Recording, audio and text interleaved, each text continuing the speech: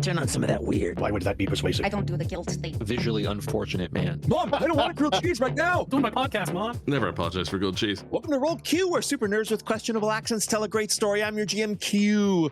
We saved you a seat, so grab your dice and let's roll. But first, while you are liking and subscribing, here is Oksana with her 25-word recap. Arabella's missing, Gummar's intense, Sam practical, Cormac adorable, failed cipher, enter gargoyles. I saved him. Rictarvio's sus, Wachter's 1-2, kill Isaac, Ireena's brother, fun. So responding to the question from Cormac about complication of Strahd, Lady Wachter begins, well, I have a little bit more of a practical view of this. Perhaps there's another complication, might make you less likely to take the job, as it were. But as it comes to Strahd, I'll just tell you a story. Barovia, Vallaki, and Kresk. This land's three lights of civilization. It's a fishing village called Berez, built on the banks of the Lunar River not far south of here. In its prime, it was a bustling and thriving place full of life, hope, and laughter. And then, one day, more than 300 years ago, the village's burgomaster defied the will of Strahd von Zarovich. The details are lost to time, but the histories make it clear that Berez thought itself able to challenge the devil's rule. Whether it was pride, desperation, or mere foolishness, I cannot say, but it was nonetheless a grave mistake. Strahd did not argue, he did not negotiate, he simply commanded the river Luna to rise, and it obeyed. The waters swallowed Berez whole. No building was left standing, few lives were spared. The survivors that there were found themselves lost and broken. Most of them found their way here, amongst the ruins of their old life, where they struggled to forge new lives. It may be fashionable to defy Strahd von Zarovich. What did that defiance earn Berez? A marsh and some broken stone, a warning to anyone who would follow them. As a child, I once heard a story of a sword shown with the fury of the sun, a mighty weapon indeed, and one that would dawn a new age for Barovia in the dreams of a little girl. But an old lady cannot waste time on fairy tales of fool's errands. She must take the world as it is, not as she wishes it to be. We live under Zarovich's rule, and survival requires pragmatism. A lord at peace can be reasoned with, even ignored once sufficient assurances are repaid, but a vengeful lord cannot be put aside so easily. Defiance leads to nothing but destruction. Berez learned this the hard way, and Barovia village not so far behind.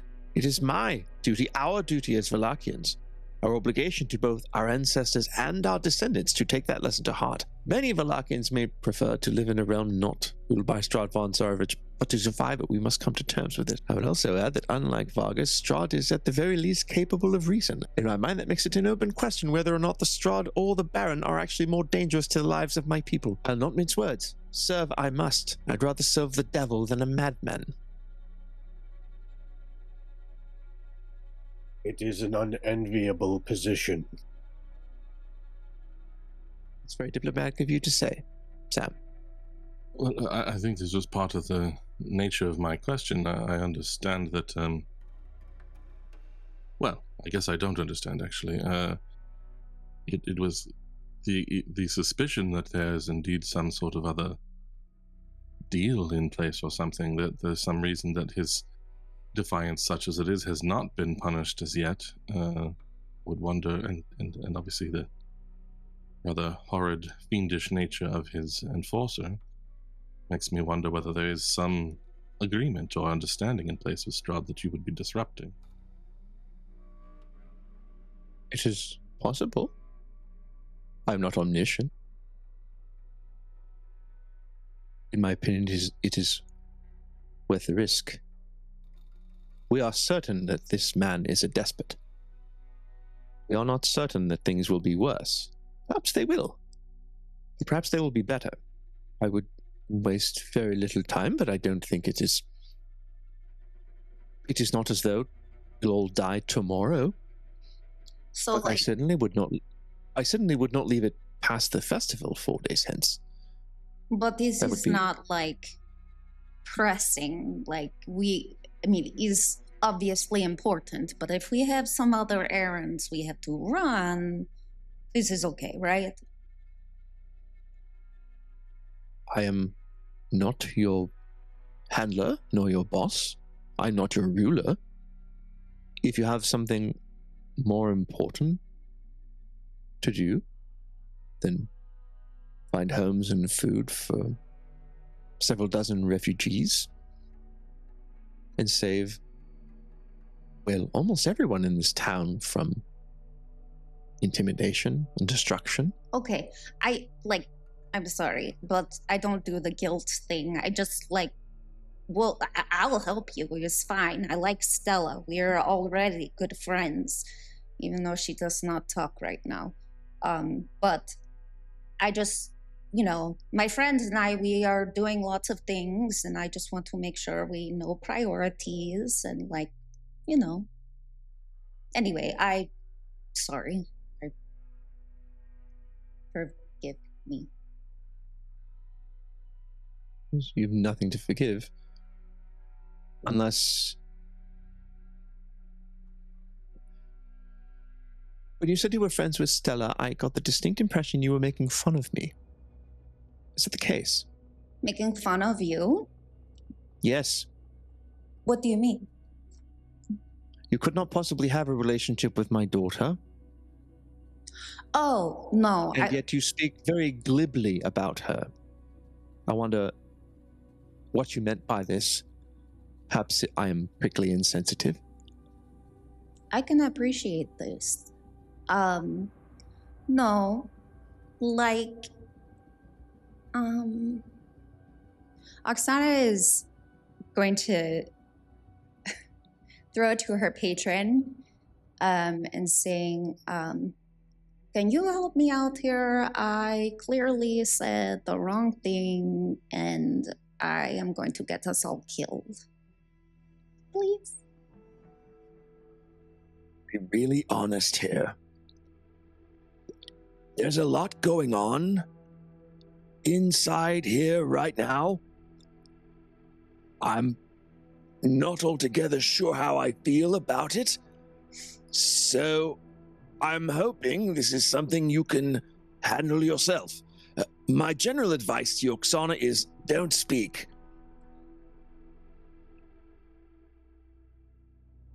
She's gonna think and not say this out loud, which is, what is the point of living at this point? Okay. If I might, Oksana, I'm sorry, I certainly would not speak for you, but Ms. Wachter, Lady Wachter, my friend Oksana is, she speaks glibly about everything, and the fact of the matter is that she also makes friends quickly, according to her own estimations. But it is perhaps admirable. But I would say that, if you're speaking to the only people in the land who might be able to solve your problem, they're not always going to be the least brusque individuals. It is wisdom. I thank you for it. I quite agree. Do we have an accord, then?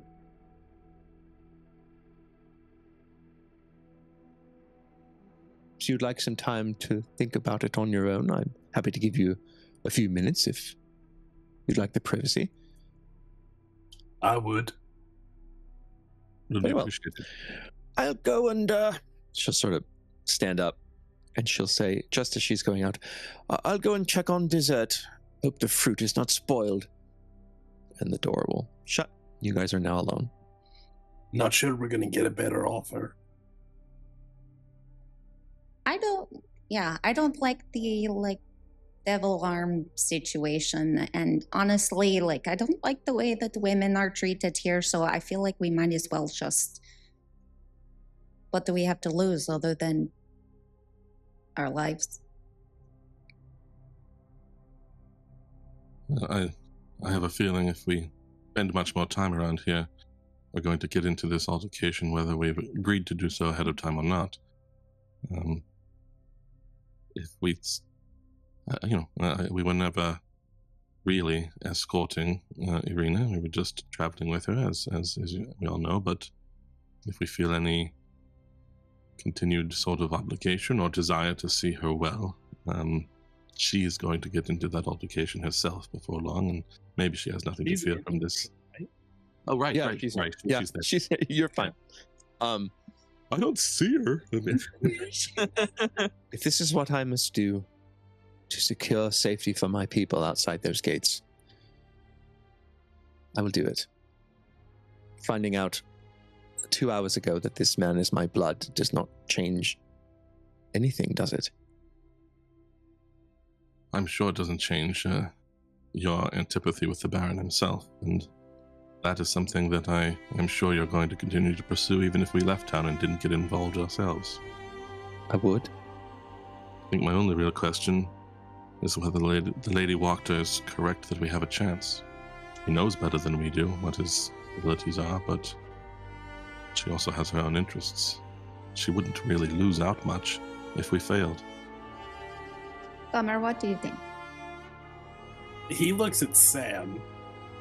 As I'm sure you're aware, I don't mind being sneaky. A winning fight isn't always a fair fight. Sam, there may not be much honor in this. The Morning Lord also casts shadows. Not all attacks must be carried out without regard for your safety or that of the people around you. There is no honor in reckless endangerment. I was in before we talked to her, but I'm still in. Well, until we have a better handle on any of the information, if information is even what it can be called, that Madame Eva gave us, I don't see a better task to set ourselves. Oksana is going to take out a paper, parchment, or something, sort of tear it, and I don't know how easy it is to write without, like, what do you just carry, like a, I don't know. Anyway, in my imagination, yeah, okay. Don't look too hard at it. Okay, so she's going to, like, write a little note. So should we call her back in? Or do we need to make a plan? You could eat dessert.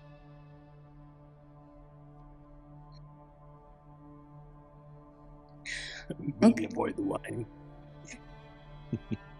Will require a plan in time. I like this in time thing. I can be patient. I am learning this. Lady. Perhaps you want to knock on the kitchen door. It'll be a little less dangerous than usual. I probably shouldn't yell. Sam will walk over and gently give the kitchen door a rap. They've come out now. Everyone decent? We are decent. She'll open the door and she'll say, what is not decent is how good these strawberries and cream are. Halik, bring them. The strawberries have to be just right, of course, but the Vistani are they're very resourceful. I was curious about these two. If they are constantly traveling around, how do they have time to grow something like strawberries? But I don't know that they do grow them. It's a great question. Perhaps they trade for them. I don't actually know. I find it in many aspects of life, particularly in one's vices, of which strawberries and cream are one of mine. Asking too many questions is not necessarily the path I like to travel. Noted. Although I think we are agreed to your plan, I must disagree with the suit of knowledge bit. One stipulation I hadn't even mentioned to my companions here is that if and when you are in control of the Baron's holdings, full run of the library to us. It's very fair. I also would imagine, and perhaps this would be of value in your travels, I would imagine the Baron's stockpile of silver weapons might be enough to spare. A group such as yourselves, run of the library is very doable. You might have to speak to, I was going to say you might have to speak to Victor, but Victor might be evicted. Perhaps I'll let him stay. We'll see. I wouldn't call this a demand, but it's something I'd like to add on, if I may. There's a woman who bakes cakes and passes them out. I'd like to make sure that she's not allowed in the city anymore. This is not as easy as the run of the library. However, once I have another dozen guards who are not following around Isaac Strosny like puppies, perhaps some of them can be set to the gate. And after all, her best customers will be inside now. Perhaps we can provide some hope to our people so that they need not escape so often. I will have my man, Ernst, deliver the bottle of poison wine to you in the morning. I would offer you more strawberries and cream. They're too dear even for me to have seconds. That is a lie. I'm going to have seconds, but I don't have enough for all of you to have seconds. I do not require any. Oh, Sam. Sam, I hope your existence is happy. I am content. That might be even better. Would we all were so content, Sam? One must maintain fidelity to one's mission when one finds the purpose, the guiding sun. One must walk by it, and though rain may fall or storms come, you will be content. Content even inside the mist. I know my duty here. Well, if there's nothing else, I will happily bid you good night. You were quite pleasant dinner companions. I hope it will not be the last time. I had one request, unrelated to everything else. Perhaps take that book, the genealogical book. To borrow. Yes, you may take it to borrow. All right then. It is very pleasant. I'll call Halleck and he'll see you out. Please don't hesitate to send a messenger or yourselves if you wish, if there's anything that you need from me. And I wish us all success. Thank you for dinner. Good night. You're welcome. It was a great pleasure, as I said. Good night, then. She will Good night. stand again slowly. Halik, guests, do politely show them out. Thank you. Need more brandy. Just sort of go through the door. Perhaps we should see to Rictavio. Yeah. Before they About 9 or 10 o'clock at night, just so you kind of know where you're at. Go ahead. Sorry. before they leave, Oksana will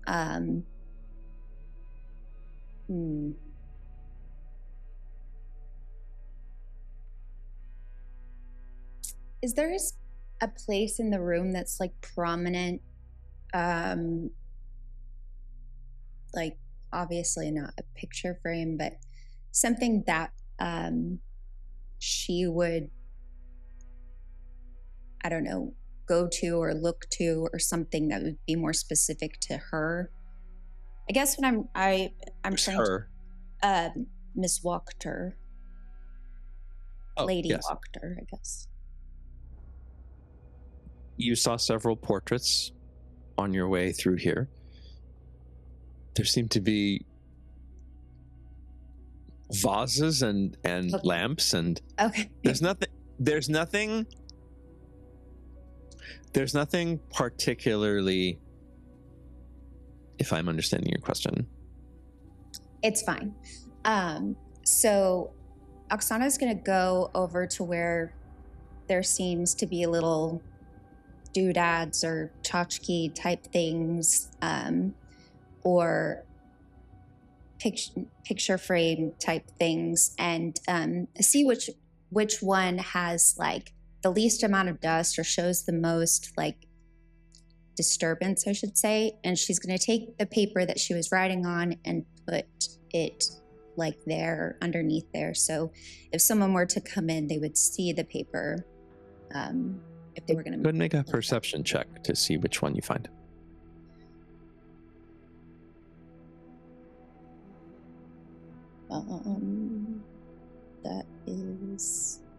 that's going to matter.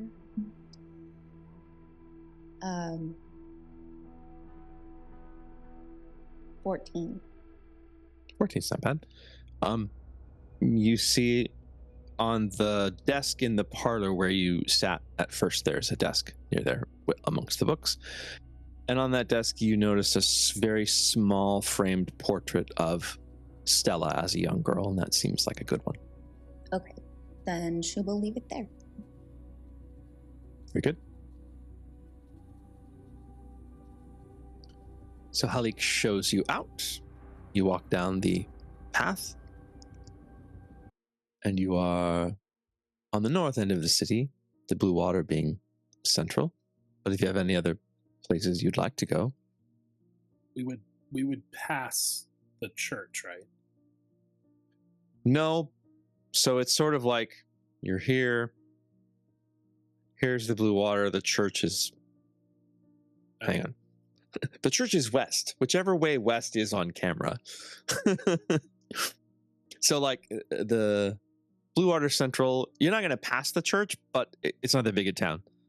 5 minutes less of a walk if you want to do something. Well, we're dropping off Ireena, are we not? I suppose, yes. I mean, if she wants to, We there. if she wants to walk by herself. Yep. No, Ireena, what are your plans? I keep forgetting I have to go stay in that church.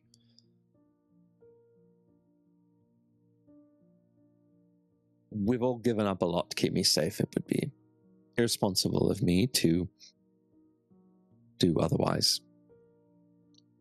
I honestly will be happy for the escort this evening. There is a very large man buying dolls of me.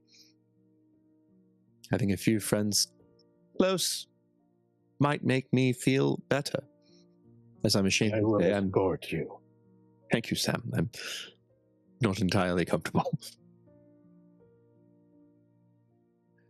So the escort is easy.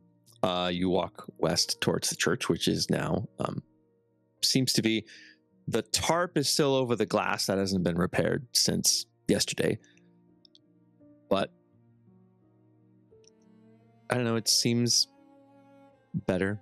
It's got a better vibe to it now.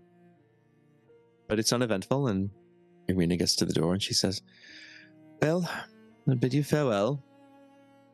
Perhaps I can talk Father Lucian into importing brandy. What do you think?"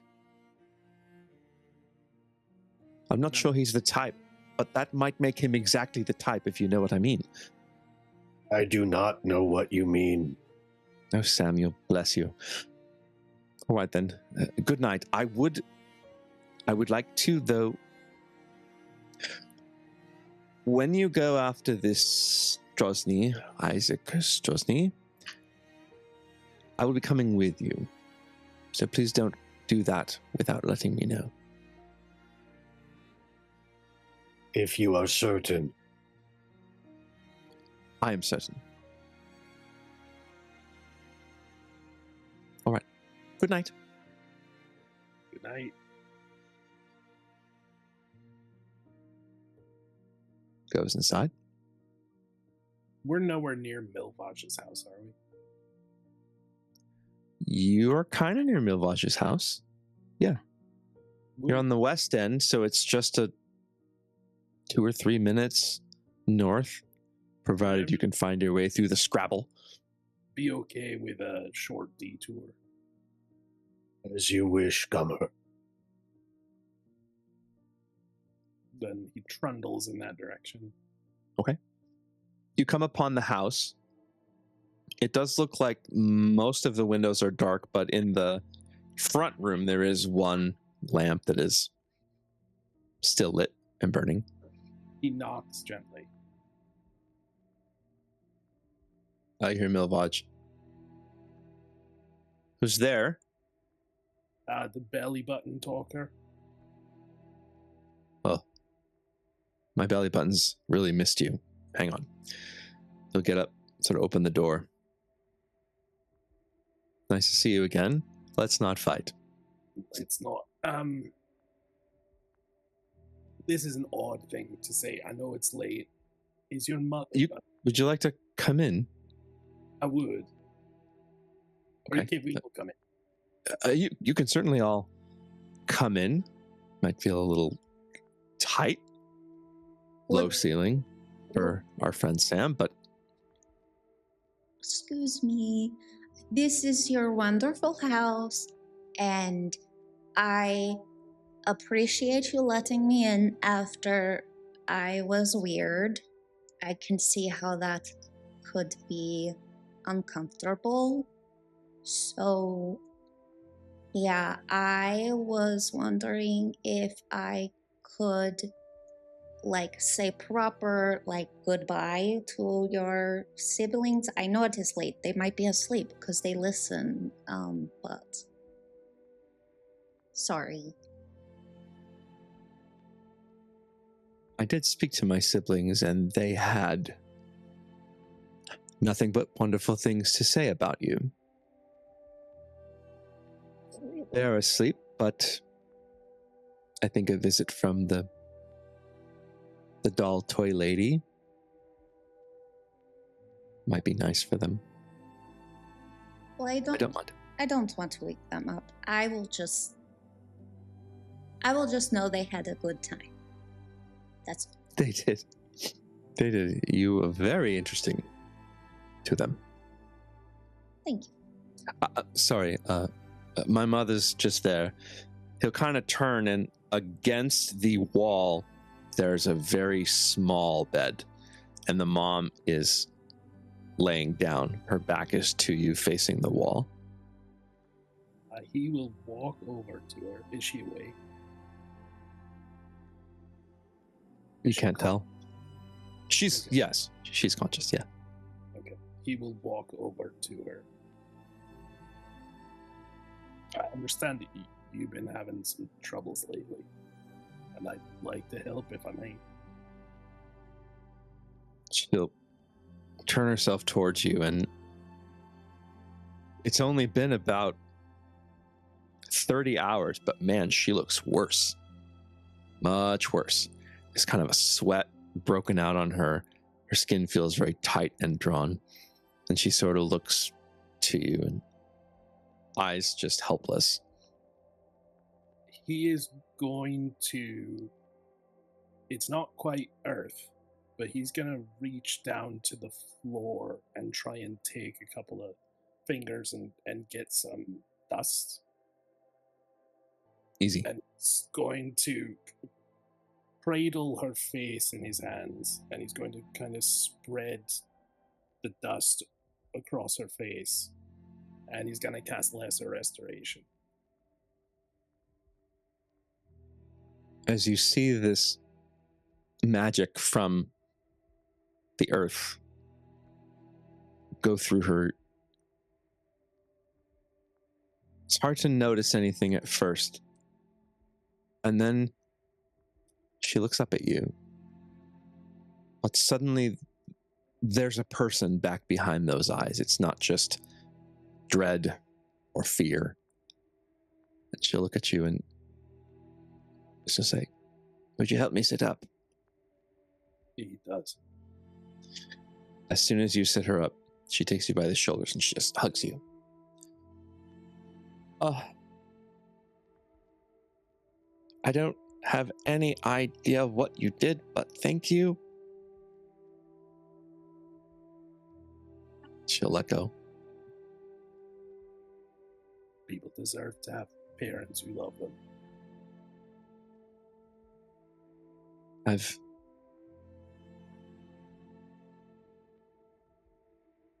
hope thank you. He will pluck off the remaining 9 good berries from his staff, and he will leave them. Milvaj, if make sure she eats one. I will. Actually, he looks at her. You make sure you eat one. It's not his job to take care of you all the time. You're right. I will. Make sure that all the other kids get one, even if you have to wake them.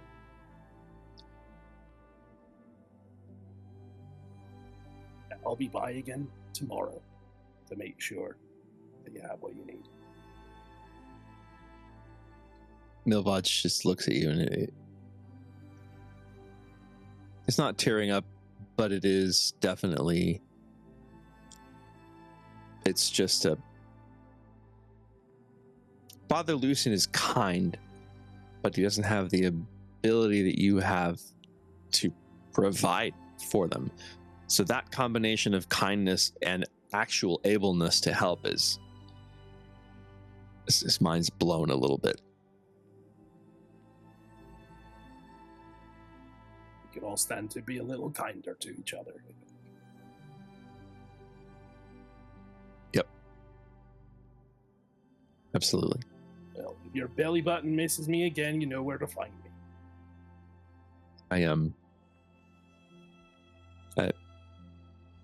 I might get you a stool. Stilts, maybe. Then I could walk around a little bit better. I bet Blinsky's has great stilts. That's such a good idea. Yeah, I think I might take a few of the copper you gave us and we might take the kids down to Blinsky's. It's been forever for some of them. That would be nice. Thank you. Good night. Good night. As you walk out and the door shuts, you see Milvaj go and sit on his mom's bed, and she embraces him too. That's the last thing you see as you leave the house. The Morning Lord works through you, Gummar. Maybe more than you think. Yesterday, when Magdalena was gonna be sent off, I didn't speak up. I wanted to stop her, but I was worried about what would happen if I said something. But you weren't afraid. And it wasn't your intention, and I understand that, but I was ashamed. I should have done what you did, and I didn't. So tonight, I did what I should have done.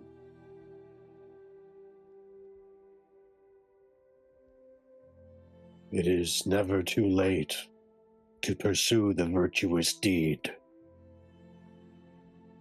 Yes, it is. Sometimes it is too late, but fortunately, this is not one of those times.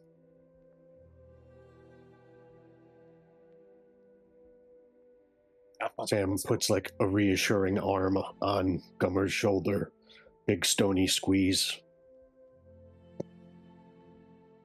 I don't think Gummar tries to hide it, but he does start to cry. Not like racking sobs, but like big tears rolling down his cheeks.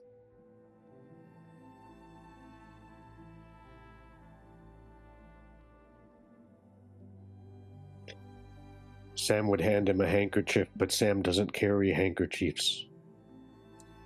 Would this be the first time that Oksana would have seen Gummar cry? From sadness? Yeah. Yes. Interesting. But not from pummeling. Or from laughter. Yeah.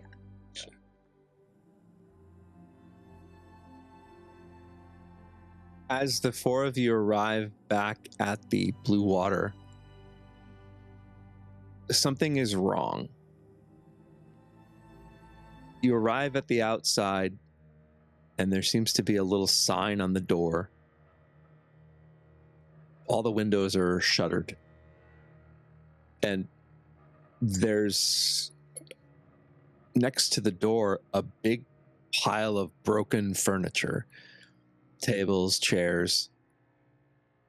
They've got it sort of neatly piled by the door. What does the sign say? It says, closed for non-guests. Your guests. What happened here? There's nobody outside, right? And we try to. We'll know until we go in. Yeah, you can knock. We're guests. We don't need to knock. Goes in. Oh. As you go in, the place is just torn apart. Tables and chairs are thrown everywhere. It looks like they've been pushed a little bit to the side. Erwin has a broom and he's sort of sweeping. Welcome home. I apologize for the damage to your room. Danik and I are going to work all night and we'll put it right. Certainly we won't expect payment until we can provide the service you're paying for. Sorry. What happened here? Isaac Strahd. He came drunk, demanded to know where your friend with the red hair. He wanted to know where she was. I didn't know and told him so, and he proceeded to go in every room and tear this place apart to find her. Searched every room on every floor, breaking things as he went. He took some items with him. No one was hurt, and your friend not found because she wasn't here. Gummar lowers his voice a little bit. Should somebody go back to the church? I will go. Sam takes off double time Gummar goes back towards the church. As you guys head out the door, Sam and Gummar, you guys are about halfway there. The church appears to be normal from the outside. You arrive at the door. Sam opens it. He does not knock. You open the door. Everything looks better than the last time you were in the church. The floorboards have been replaced. Windows still broken. Hearing the door, Father Lucian will come from his chamber. Is Ireena here? Isaac Strahd is looking for her. And Ireena stalks out. She's got her breastplate off, but the rest is she's just dressed normally. She said, "He's looking for me." He did damage at the inn, drunkenly demanding to be shown where you were.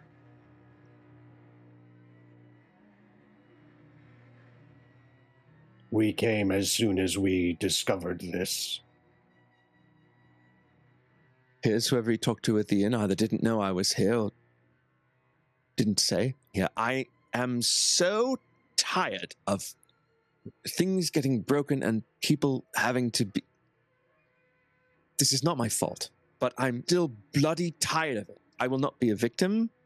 I will travel with you when you face this Strahd, and once my people are seen to, I would like to continue traveling with you. Warrior on the battlefield and not a princess in a tower. It would be my honor to be your companion. Should you stay here? Should I stay there? Father Lucian will say, I can't offer much but pews, but you're welcome to them. Sam, thoughts? I will stand by you, Ireena. Do not fear. And Sam will literally stand by her. She'll lay down in her bed and sort of look up at you, Sam, and say, Sam, I love you. Would you stand at... You're looming. I am sorry. You can't help it. It's nothing to be sorry about, but perhaps at least in the corner rather than right over the bed. It's... I will stand in the corner. I feel guilty. Oh. It is comfortable. Good night, Ireena. Good night, Sam. Gummar on the floor in the hall. He'll send Murnar out to the roof.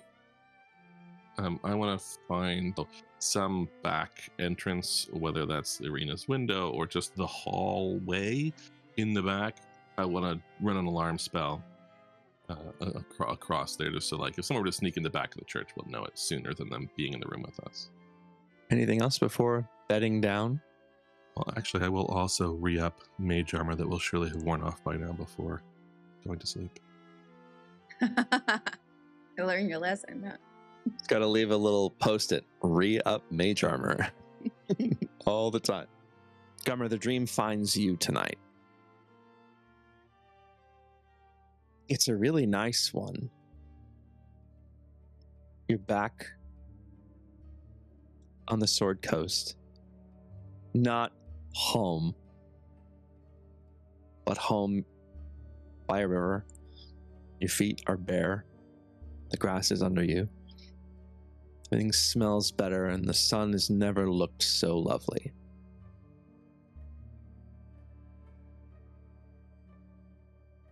Your hand sort of absent-mindedly touches the rock. And surprisingly, the rock is quite discordant. Hearing that, what would you do? You would look around. As you look, one side is completely normal, and as your head turns back To the left side of you it's a Barovia sky. It's all dark. There's no thick forest, though. Instead, it's sort of a hill. The grass looks very dark. And at the top of the hill, there is a single tree. Does it look like it is found Ireena when she was digging up the thing? It does not. It is leafless and dark. As you turn to look at it, Gummar, the rock is suddenly in tune. And the harmony is pitched perfectly now.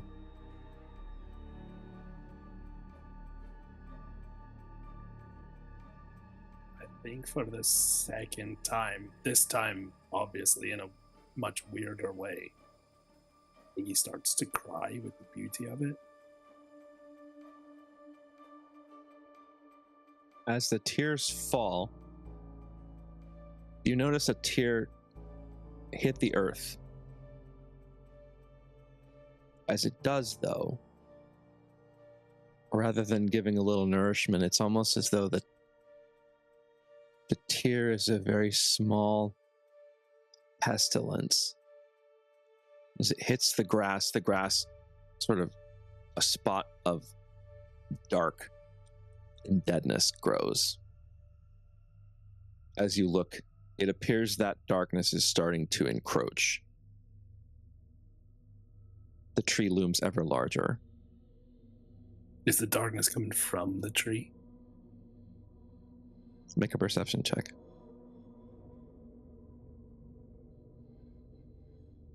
Eight. It's so overwhelming.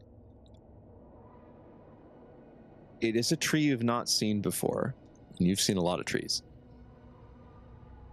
But it does look not neglected dead. It looks malicious dead. But the rock continues to sing in this beautiful harmony whenever your eyes are on it. And as you look back toward the sun and the springtime, which is starting to fade, it becomes discordant. I think... I don't know why, because it's not like a lucid thing.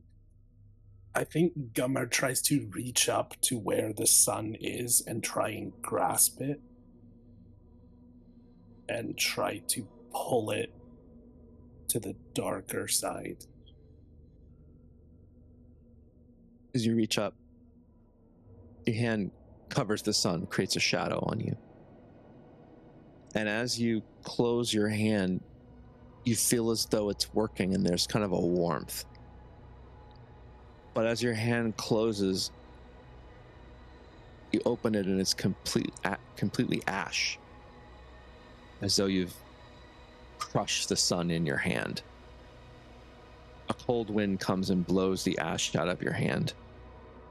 And as you look back, there is only darkness. You hear a voice. It seems to be coming from the tree. I am the land. As that happens, you instinctually reach for your staff to cast Shillelagh or a bear, something. But you see that your staff itself is starting to crumble. And suddenly, like, you are now in full armor. Boots are on. And you're standing, and it's as though there's like a shake. Almost like there's a flicker. And every once in a while there's a flicker, and it flickers spring just for a second. And then there's another tree on the other side. And they start to kind of reach. And as that wood starts to touch, and you don't even move, as that wood starts to touch your face, you blink. Church floor. Wooden church floor. Only to himself. Although I don't know if he's awake, so somebody else may hear it. He's going to say, "Ain't got me yet." as you close your eyes to drift off. The rock will echo that in your ears. Ain't got me yet either. You awaken in the morning having taken a long rest. As you're awakened, you see that you hear this sort of shink noise. Those of you who are in the church pews themselves hear it. Sam, you would be standing already having watched Ireena as she's sharpening her rapier with a stone. Good morning. What's our first order of business today? Do we meet with the servant? He was planning to meet us at the inn, so We will take you to breakfast. She'll sheath the rapier with some vigor. I'll take you to breakfast. She stalks out the door. As you approach the blue water this morning, things seem a little back to normal. The pile of wood is gone. As you approach the door, there is no sign on it. When you enter, you can smell that breakfast is happening. Danica will make her way to you pretty quickly, and she'll say, "That gentleman has requested your presence. It's the same man who delivered your invitation night before last."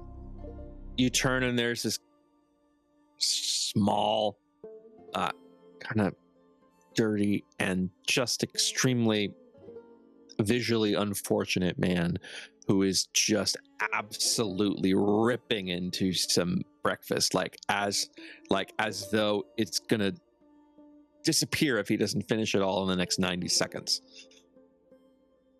Did you say visually unfortunate? I was trying to be like, what's the nicest way I can say ugly?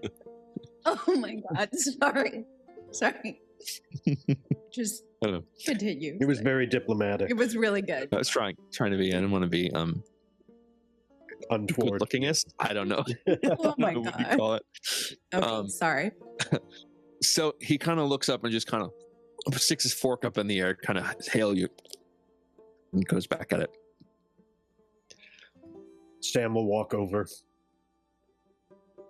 Sam, as you walk over, there's sort of looks, and he'll start to like use his foot to like pull some chairs around. It's kind of like almost leaning down in the chair. It's sort of using his foot to get chairs around you. There is one chair that has a burlap sack. Looks like there's something in it. I will take a seat, not on the burlap sack. Gummar will sit as well. A rather unpleasant vintage, I assume.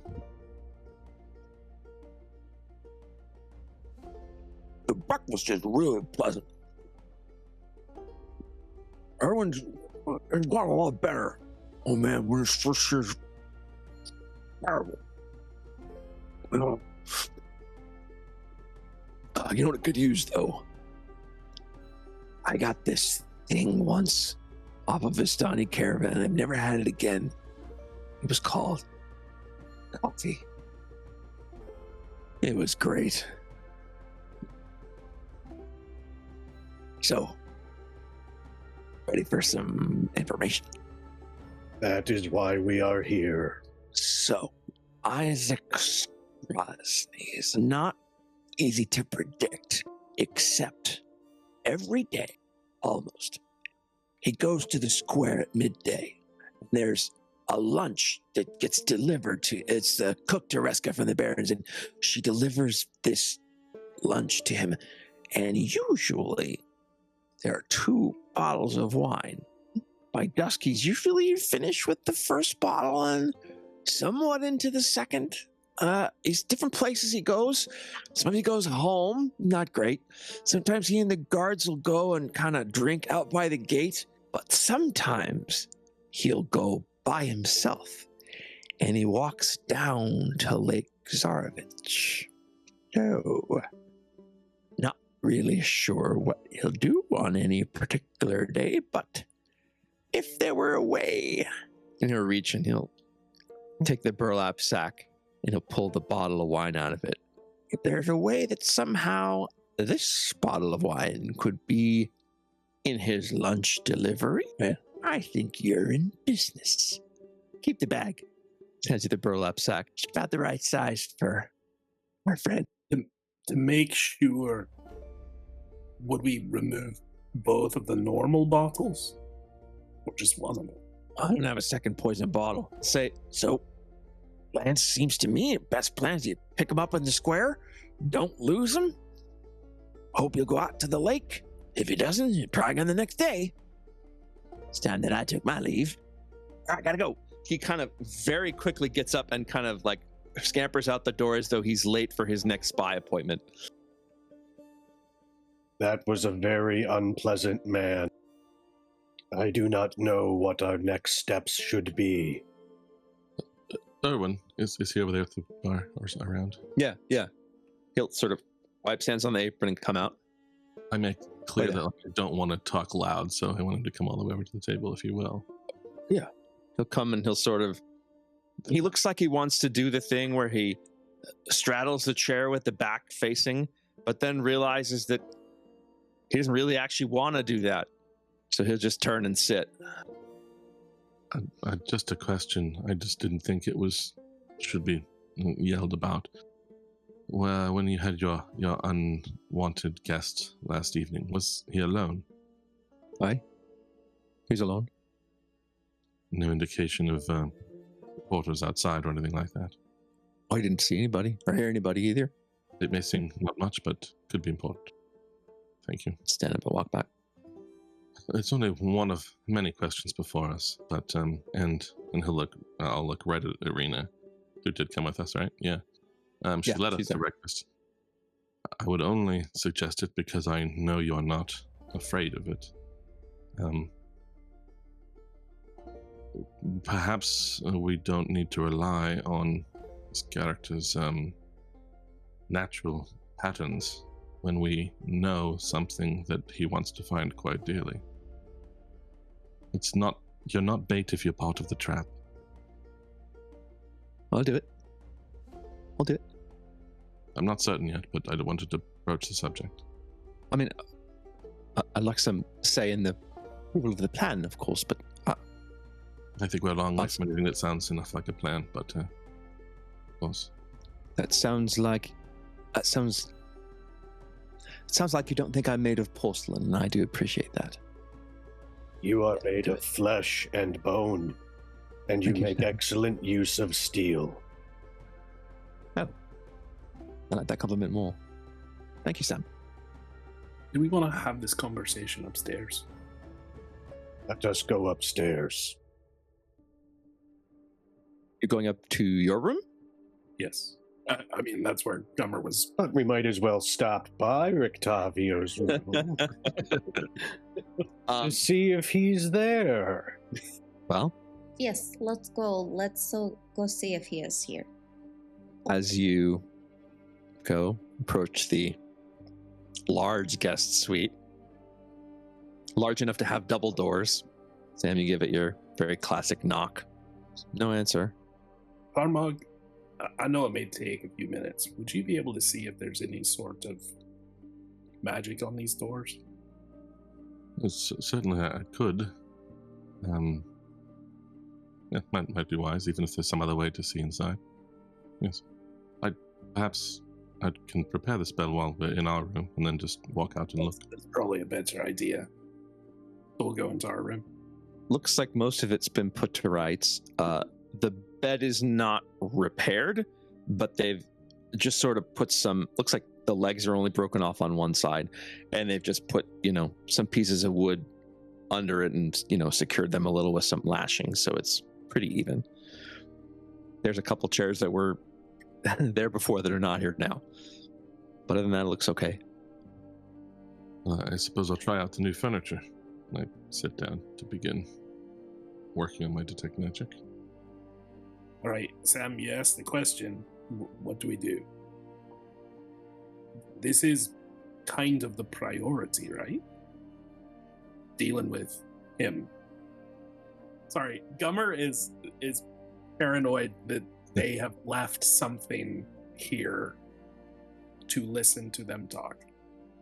You can make an investigation check to We'll go great. check it out. Can we all look? Like, do a... I'm casting guidance on myself. Okay. Sure. Yeah, take advantage of, you guys can all look. No problem. It's only 11.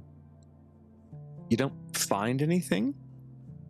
It does occur to you in that moment that Ireena's in the room with you and she's wearing that silver bracelet around her neck.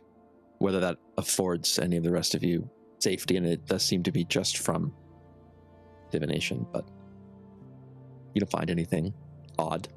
Oksana's gonna actually sit as close as she can to Cormac and like watch him do this detect magic thing. Almost like taking notes.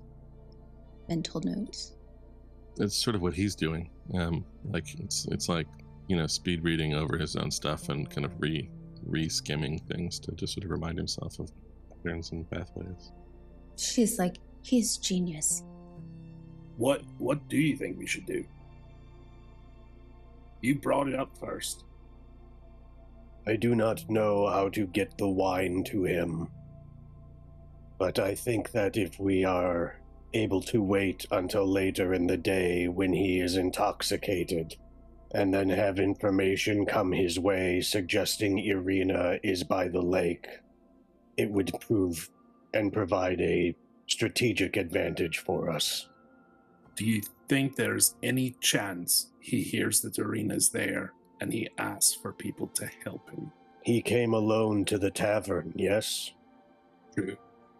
That was why I asked, but it's no guarantee. Back to work. I cannot say there is no chance. How do we get word to him in a way that he would trust? Perhaps some of Irvin's friends would be able to do it. What if we like make him, I don't know, offer he cannot refuse and have it be like directly Ireena? We deliver a letter from her. I'm happy to write it. Be authentic, not that anyone will know. I think he would maybe be so blind with like, excitement. He wouldn't think about it.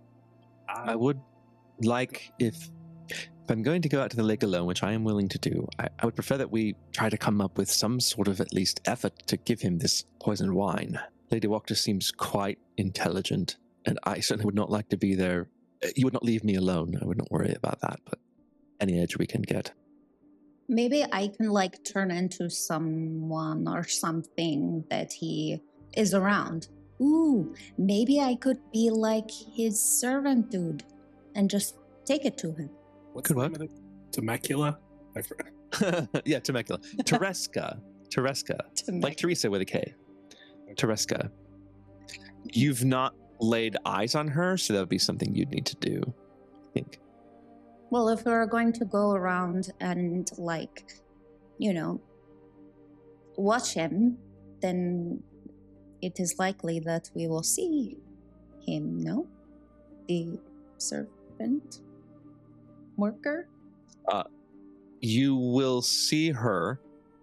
If what Ernst told you is true, she will leave the mansion, walk to the square, give him the lunch, and then walk back. We could discover her vices, and then like one of you guys distract her, and then I will go to the square. Yeah. At the very least, we should probably look at the route she takes, see if there's a way to waylay her. Intercept. I love it. This is a good idea. Do we know when this happens? Do they know? They said, Ernst said it was after midday that the meal was delivered. I was just thinking, and maybe it's like, they have squirrels. Squirrel moment. Did we ever get Pieska a toy? I know it's not high priority, but we did say we were going to get him a toy that was a horse. Sorry, you guys are like, what the fuck? Maybe sounds sort of familiar, maybe, but Yes. Remember that? Yeah. Gummar, did you not get this kid a toy? I'm sorry, just like... No, sorry. I was busy curing someone of their addiction. Poor me. I'm talking about the day we were there and I play with the marionettes, like getting the thing for Arabella, like... Oh, you're right. We forgot to do it. but I felt like the creepy doll of Ireena kind of took precedence.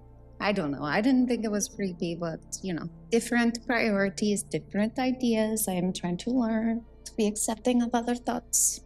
Right. So it's very obvious that wherever we go, especially all four of us, we are obvious. So I could wear a hood. So we are going to try and spy on this hook. All of us can't be there. We have to figure out ways to disguise ourselves. I could go alone. You could, but if you get found out and we're not there, just wanting to make sure that there are backup plans, that's all. Fair. I am trying to concentrate over here, but how is it you're going to keep him from finding out that the housekeeper or whatever she is has been waylaid for the entire rest of the day while we hope he drinks some wine? No. We would waylay her long enough so that Oksana could look like her and bring him the fake wine, or the real wine that is poisoned. Won't she know that she hasn't brought it to him? She'll still be trying to deliver it to him the rest of the day. Or, Well, I don't know. or we waylay her long enough for someone to swap it out. Oh. This is taking quite processing power, quite a bit. Should we think on this further? Well, we need to watch the exchange at least once, right? Okay. Make sure there's not a code word. Make sure that, if he says something mean to her, she reacts in a certain way. Yes. And so you can get a good look at her, Oksana. Yes. I am actress. I can do this. And then we can go by Blinsky's again and buy a horse. We need to. I was not very nice to him, so I feel like, I also had a very small idea, depending on how pissed off Rictavio is if we decide to break into his room. He's a circus performer, or at least he claims to be. He'd probably be pretty good at things like makeup, right? So to kind of give ourselves a little breathing room, maybe he could make Ireena look not like Ireena for a little while. Okay. or we can have two arenas. That's a better idea.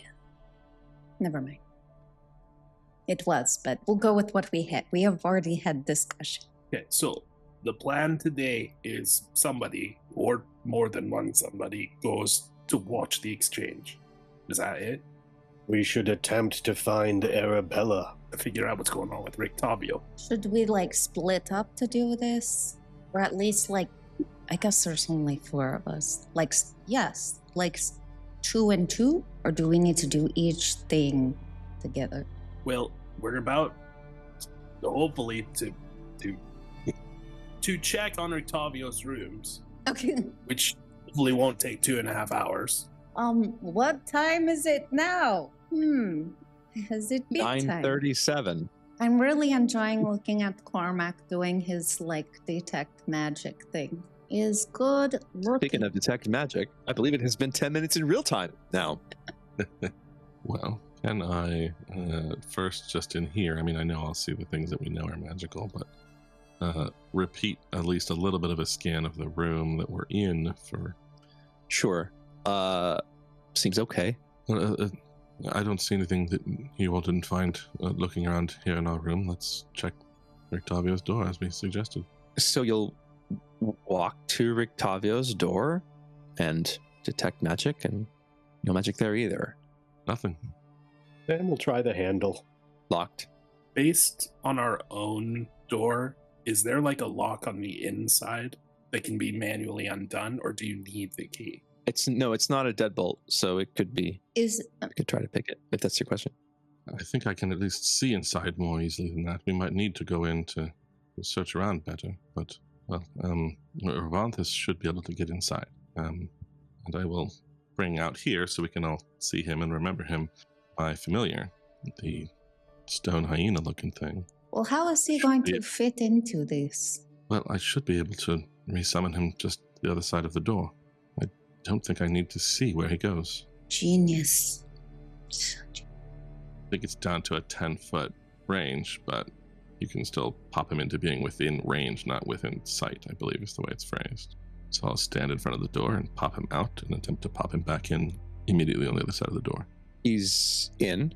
Are you gonna... And then I will look through him, yes. So, this is a bed. It's got a bunch of kind of furs on it. It's a footlocker, a wardrobe. There's a writing desk that has a chair. Looks like there's a little book on the desk. It's pretty normal. Just a room at an inn, as far as I can tell. Ordinary things. Writing desk, bed. Nothing obviously out of place. If we want to find anything more detailed, we might need to go inside, yes. Anything on the writing desk? There's a book on it. Closed, what looks like a small journal, maybe. Can I get my fella to sort of big dog hands up on there and at least look at it? Sure. It kind of does, and kind of looks like a journal. It does say Rictavio on the outside in that flowing script. Here's one. Let's see. I actually don't know this. I think choose within range, and I can see through the familiar to manipulate. I should be able to mage hand in there. Yeah. So you can certainly mage hand in there, and through your familiar you can see.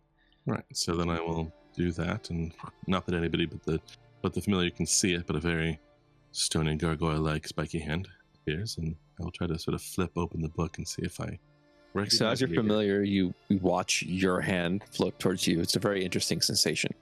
I do then outside the room. I will have somewhat involuntarily just reached out my hand to steady myself, probably onto Oksana's shoulder.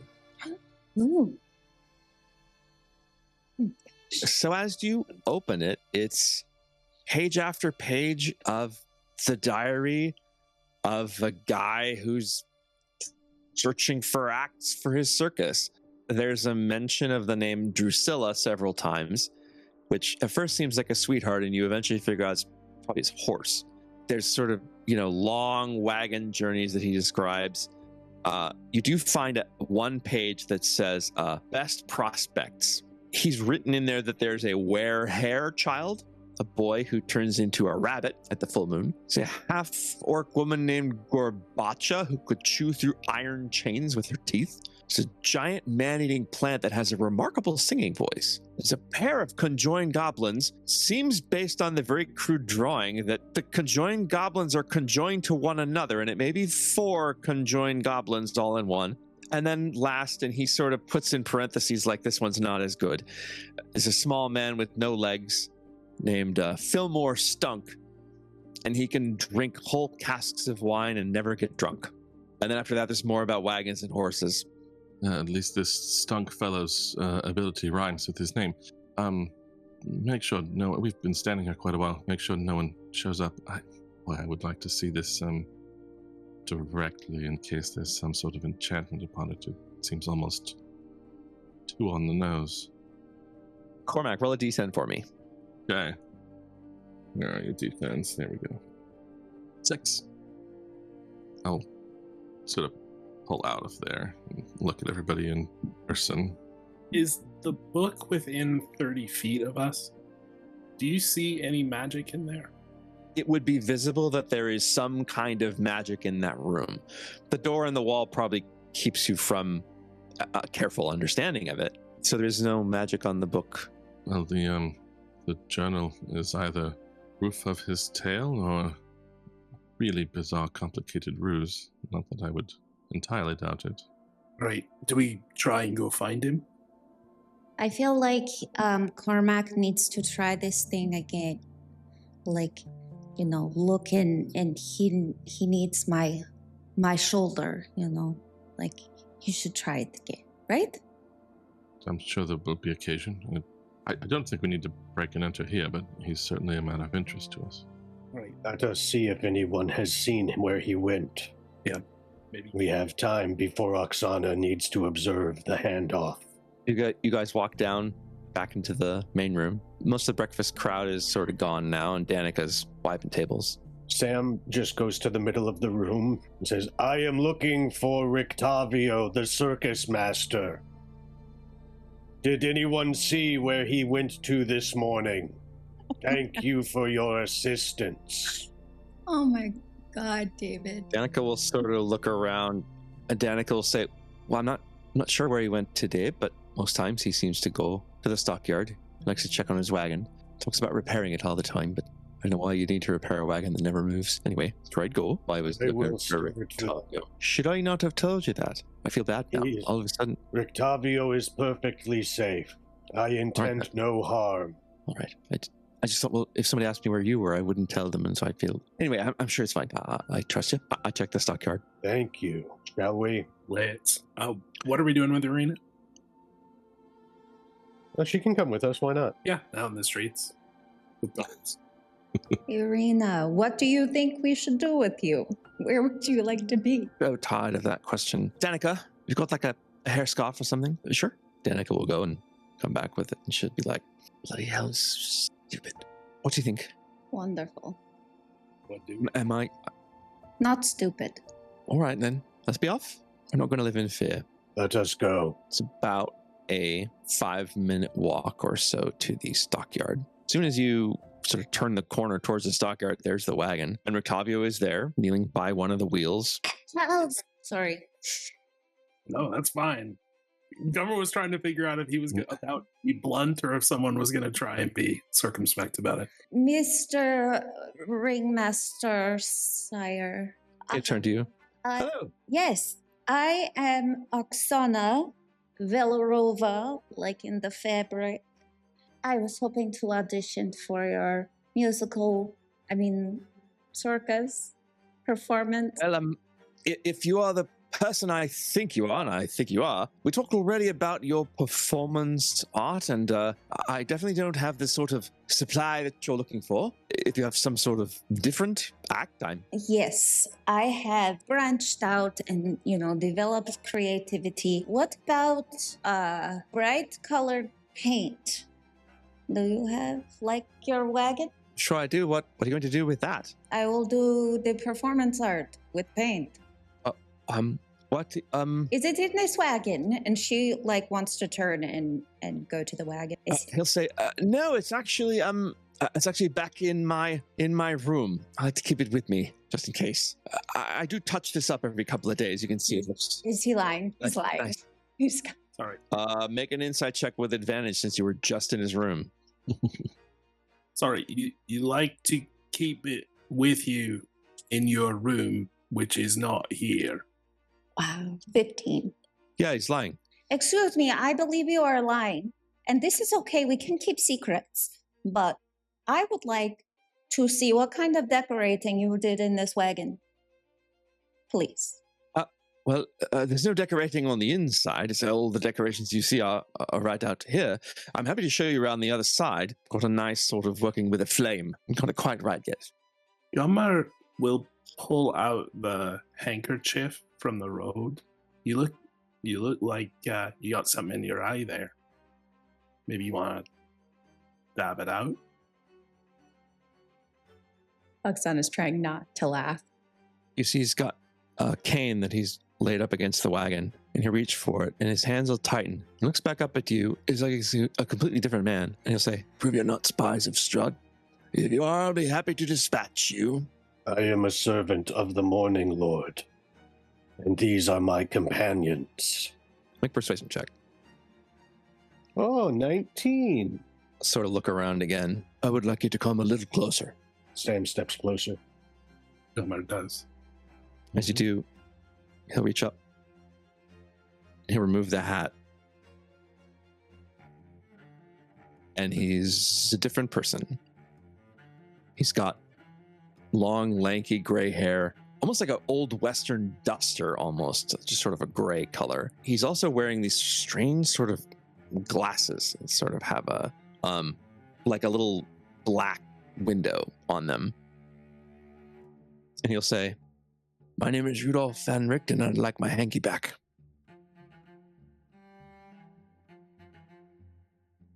We'd like the Vistani girl, so it looks like we both want something. Well, BOOMER ring. he's wanting you to move to block the back of the wagon. We do. Mm-hmm. He'll reach into his pocket, pull out a key, and you can see now, almost obscured by the paint, there's a series of locks, and he sort of goes through, unlocks like 6 or 7 things. Once in a while, he'll change keys, and then he'll open it up and he'll say, "I'd like to keep this quiet." and open the wagon, and sitting there, looking perfectly healthy, is a young girl, olive skin, sort of short, dark hair. She's holding a saber-toothed tiger plush. She's wearing like a copper amulet, and there's a bed, a blanket. She's got some books, and she says, "Sorry for the trouble." You are well? Oh yes, I'm very well. Mr. Van Richten has been very kind. He protected me very much. Van Richten kind of looks at her and he says, "You weren't surprised when I opened the door and there were other people here?" She said, "No, I was not surprised." "You heard them then?" She's like, "Oh no, I have had the premonition they would come to see us. It's why I've been leaving all these clues. I leave the handkerchief and I wrap the tarot card and I leave that, and I want to make sure they find me." Are you a beast? Found you. Like, do you have, like, powers? Are you, like, animal? Would you, Mr. Van Richten, do you think I have powers? She does have some powers. Animal's not one of them, is it? No, but I think I know what you're thinking. Would it be okay if I talked about that a little bit later? Of course. Anytime. Is there enough room in the wagon for all of us? It's tight. Sam will definitely, be like Circus, clown car. Gummar is very, very hunchback. why? He can walk sideways. Yeah, and I mean, there are like, you could all sort of sit in there. Maybe we don't have this conversation in open air then. You never want to have conversation that I am having in open air. This is frustrating. It is called discretion. Yes. And nobody has satisfied my curiosity as to why you have a child who was supposed to have disappeared and you claim to have saved. Arabella will say, "We should tell him the whole story, Doctor."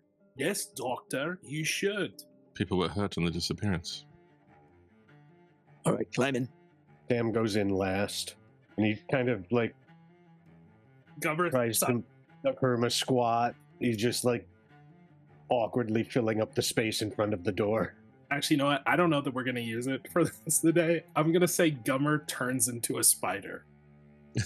Wild shapes into a spider to save some space. As you do, Van Richten will look and say, Been a while since I've seen that. Well, there's a long version. There's a longer version. There's a short version. Which Start you want? with the short version and then get longer. Short version is I saw Arabella being kidnapped. I saw a man holding her in a sack. She's squirming about, and the man looked like he was giving her to someone that I know to be a vampire spawn. I did not allow this. Arabella and I thought once I'd rescued her, that someone in the Vistani encampment must have betrayed them, and we didn't feel like it was safe there. Knew of a hiding spot, a place I've been a few times, a tower by Lake Baratok, and we went there for a while. And then we didn't feel safe either. The tower has what you'd call an anti-magic field. When you're there... It no longer has griffins atop it. You've been in a tower? That's not really mine. I was going to say it didn't look like yours from the state of things, but... No, it's much older than I am even. All right then, so well, while we were there in the anti-magic field, we felt as though we were safe from a scrying eye, but we also felt that that would be the first place he'd look. So we thought we'd come to a place where there's a lot of people. We didn't really, he kind of shrugs, and Arabella says, "We did not have really long-term plan. Maybe you can help us with this." You said he. You thought that'd be the first place he would look. Who? You heard me say there was a vampire spawn. I speak, of course, of the Count Strahd von Tsarevich. It is Strahd that is trying to find her. Why does he want her?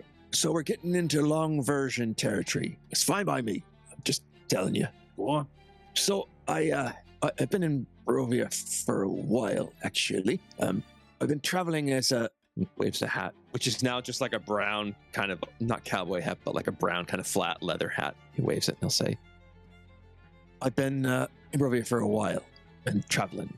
I came to slay Strahd von Tsarevich. I was staying in Barovia. I was pretending to be a scholar of forests. You can imagine boring it. He found a monkey be with me. Well, there was a young man who found me out. A young man, his name was Doru. And Doru said that he knew who I was, and he was about to lead a march on Castle Ravenloft, and I was going to accompany them. And I said, well, I don't think that's a good idea, young man. You shouldn't. And he was insistent, and he threatened to expose me, which, I can always move on and become someone else, but while he was going to his death, well, maybe I could do something. So I went. Well, he went predictably poor, as you might imagine. There was another young fella, friend of Doru's, a bard. His name was, he's a pretty young boy. Escher. Not like that. Escher, yes, Escher. Yeah, he looked 20s, very handsome. Oh, I don't bloody know. Anyway, Escher disappeared as soon as we got there. I had my suspicions. I didn't know for sure what had happened. I escaped. I assumed everyone dead, and so I went to the tower to lay low. It's just luck that I happened to be out by the other side of the lake. I was looking for an herb to brew a certain potion that I use, and I saw this Escher standing there. And suddenly there was this man who walked up carrying a bag with squirming. It turned out to be Arabella in the bag. And I failed to protect the child once. It's not a mistake I'll make again, particularly with a vampire spawn. So I came out of cover. I killed Jan, separated his head from his body. I found out his name was Jan from Arabella later. I scarred Escher, who was able to flee. I opened the bag, and Arabella said she didn't know why she'd been kidnapped. Having the head, though, I have this particular talisman will let me, I can speak to the dead.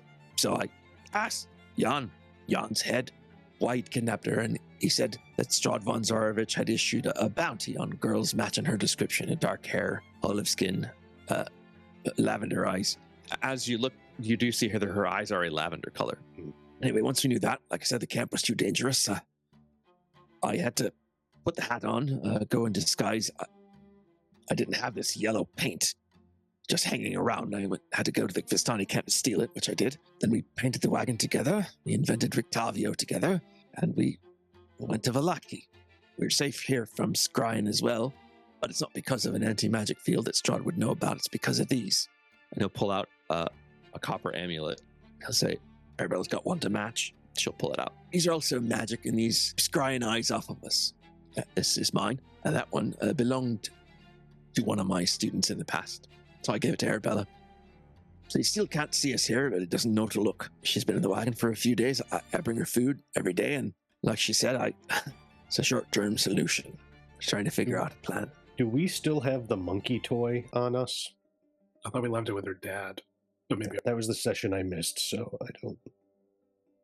Don't we have? I do not remember at all. I don't Sorry. think we do. Okay, never mind then. Go ahead. Or I think you bought, that's the toy you bought for her, and we she's took it to just the. seeing it now. we took it to the camp. I don't remember if he was like, no, keep it when you find her, or I didn't even know that if that discussion was had. I'm not to that episode yet. Yeah, we'll go to the tape, figure it out. We'll say Continuity. we'll say you have it with you. Sam reaches into his pack where he keeps the party's things Bag of holding. and produces the toy monkey. Van Richten will kind of go, It's my monkey. Piccolo. Manner of speaking. Piccolo, right. Used to make this whistling noise. Anyway, Arabella's like, well, she holds her stuff, and this is for me? This is for you, for your birthday. Oh, my Auntie Eva. Make an insight check, everyone. 12. I only have a +1, but I rolled a 19, so Damn. 20. 7. Gummar and Sam, you would notice that Van Richten's kind of looked away. But as he turned his face, Cormac, the minute he heard the word Madam Eva, he turned his face and he got it's the suspicious look, the one Rictavio had when he asked if you were servants of Strahd. And he's not looking at you, but he's suddenly extremely wary of all of this. Just a gut feeling. What's your uncle like, Arabelle? Which one? I honestly do not remember his name. The little Weasley one. I would not call him Weasley, but I understand what you mean. He's Adigal. He's my father's younger brother. What about him? He seems to have plans. Sort of plans? Van Richten is now interested in what you're thinking. There are a couple things I have a problem with, and maybe one or both of you can help settle my mind. Why would Strahd need to kidnap her like this? Why couldn't he just stroll in and take her? I don't know. Strahd is wise, not omniscient, however. So, Strahd, I don't know what he calls them. Strahd has this group of spawns that he he makes them a little different than he would other spawns, a little bit more powerful. They're constantly trying to impress him. They'll want to be number one. Perhaps Escher I was... think we have met one. Would Ludmilla and Anastasia be a couple of others? Valenta. Anyway, my guess is Escher didn't say anything, wanted to be the one to bring her to him. Curry some favor. It's just a guess. Escher didn't hang around to talk. Perhaps it is, as you mentioned, him not being omniscient. Maybe he doesn't want to reinforce that idea, that he wants to seem that there's nothing he needs. But I can only assume, young lady, that it has something to do with your visions that he would want you for. At least it's a place to begin thinking. I have no idea at all. I don't remember the visions, and I don't control when I have them, so I don't know how useful they would be. You remember Sometimes- that you were going to see us, enough to leave clues. And that's true. Is she being fully forthcoming? Make an insight check. 18. 18. She might be fencing with you a little. I would say she's not entirely forthcoming. She's not plotting or planning anything, but she's being careful. Doctor, you think that it's this, I don't like the use of the word harem, but you think that they are behind this?